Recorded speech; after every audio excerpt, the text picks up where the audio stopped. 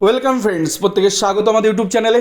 যে সমস্ত ভিউয়ার্সরা প্রথমবার চ্যানেলটি দেখছেন তারা অবশ্যই চ্যানেলটিকে সাবস্ক্রাইব করে দেবেন এবং চ্যানেলের পাশে থাকা বেল আইকনটি প্রেস করবেন, যাতে এই ধরনের খবরাখবর সবচেয়ে আগে সবচেয়ে দ্রুত আপনাদের কাছে পৌঁছে যায়।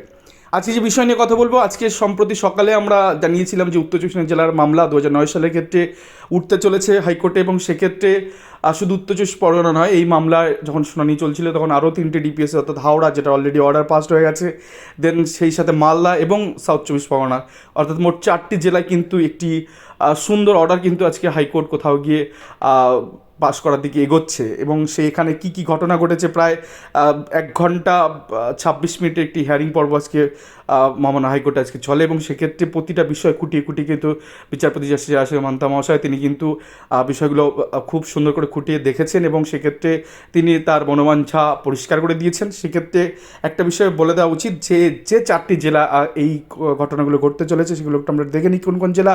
একটা ডিপিএসসি নর্থ চব্বিশ পরগনা, ডিপিএসসি সাউথ চব্বিশ পরগনা, ডিপিএসসি মালদা এবং ডিপিএসসি হাওড়া। 2009 ক্ষেত্রে কিন্তু এই ঘটনাগুলো ঘটেছে।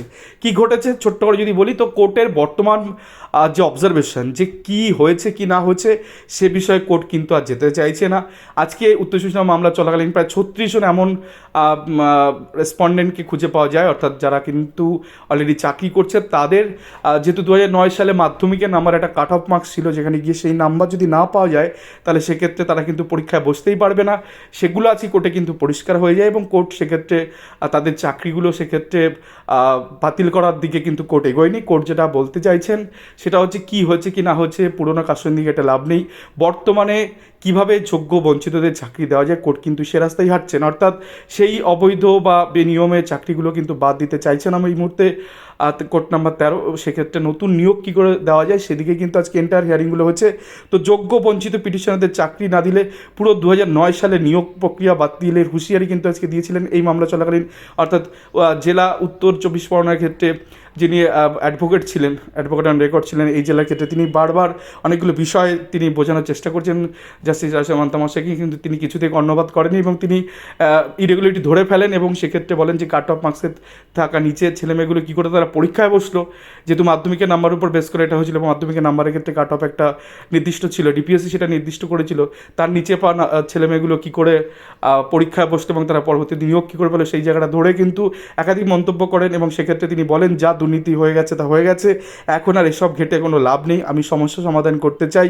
আমি পিটিশনাররা যে 100 জন এই জেলার মামলাগুলোর ক্ষেত্রে আছে, কয়েকটি রিট অ্যাপ্লিকেশন মিলে তাদের চাকরি ব্যবস্থা করতে চাই, এক্ষেত্রে এরকমই মন্তব্য করেছেন, এবং সেক্ষেত্রে হুঁশিয়ারিও দিয়েছেন যদি এক্ষেত্রে ডিপিএসসি থেকে বা রাজ্য সরকার তরফ থেকে কোনো নেতিবাচক বিষয় কিন্তু যদি কোর্টের কাছে উঠে আসে তাহলে সেক্ষেত্রে কিন্তু তিনি গোটা 2009 এই 24 পরগনার জেলার নিয়োগ কিন্তু গোটাটাই বাতিল করতে পারেন, এমনও হুঁশিয়ারি দিয়েছে। সিবিআই দেওয়ারও মন্তব্য করেছেন যে সিবিআই ইনভেস্টিগেশন করে দেবো, যেন বিষয়গুলো আবার রিভিল হবে, অনেকটা সময় সাপেক্ষ ব্যাপার। তো তিনি কিন্তু সেই রাস্তায় হাঁটতে চাইনি, বর্তমানে যে পরিস্থিতি তাতে করে এই কোর্ট কিন্তু চাকরি দেওয়ার পক্ষে এগিয়েছেন। এবং এক্ষেত্রে বলে রাখা ভালো যে আরও যে 3টি ডিপিএস অলরেডি হাওড়া 2009 ক্ষেত্রে আপনি জানেন যে 31/3/2024 তারিখের মধ্যে যত রিট অ্যাপ্লিকেশন আছে তাদের প্রত্যেককেই চাকরি দেওয়ার অর্ডার হয়ে গেছে, এবং সেক্ষেত্রে আরও 3টি জেলা সংযোজন হলো, সেক্ষেত্রে উত্তর চব্বিশ পরগনা, দক্ষিণ চব্বিশ পরগনা এবং মালদার ক্ষেত্রে যে সমস্ত এই ধরনের নিয়োগগুলো যেগুলো পড়ে রয়েছে, অর্থাৎ পিটিশনাররা যারা যোগ্য বঞ্চিত হিসেবে দাবি করে মামলা করেছেন, তো সেক্ষেত্রে তারাও কিন্তু এই রাস্তায় তারা এগোবেন, এবং এই রাস্তায় কিন্তু কোর্ট ভাবছে তাদের চাকরি দেওয়ার কথা এবং পরিষ্কার করে দিচ্ছে। এবং সেক্ষেত্রে তিনি বারবারই একটা জিনিস মেনশন করছিলেন যে আমি একটা কাট অফ ডেট ঠিক করবো, অর্থাৎ সেই ডেট পার্টিকুলার সেই ডেটের আগে যারা মামলা করেছেন তারাই সুবিধাটা পাবেন, সেই ডেট এখনও ফিক্সড হয়নি।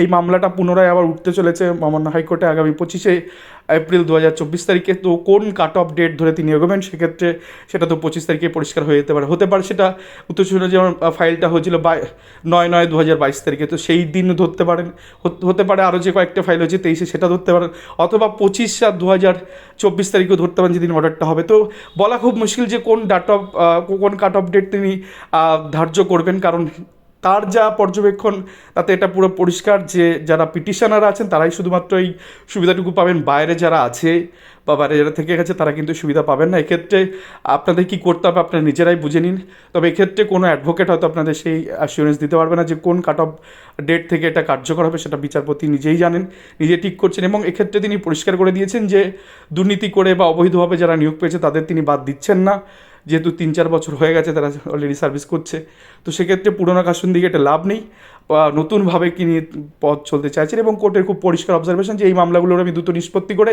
এই যাবতীয় মামলা নিষ্পত্তির পরে এই যাবতীয় মামলা তার কাছে যেন না আসে, এবং সেক্ষেত্রে এই মামলাগুলি পরবর্তী ক্ষেত্রে কোর্ট কিন্তু আর এন্টারটেন করবে না, এটা পুরো পরিষ্কার। এবং এই জেলায় 4 জেলার ক্ষেত্রে মামলা পরবর্তী শুনানি আমরা দেখলাম যে 25/4/2024 থেকে। তো মোদ্দা কথা 2009-এর ক্ষেত্রে এই 4 জেলায় ভাগ্য কিন্তু খুলতে চলেছে।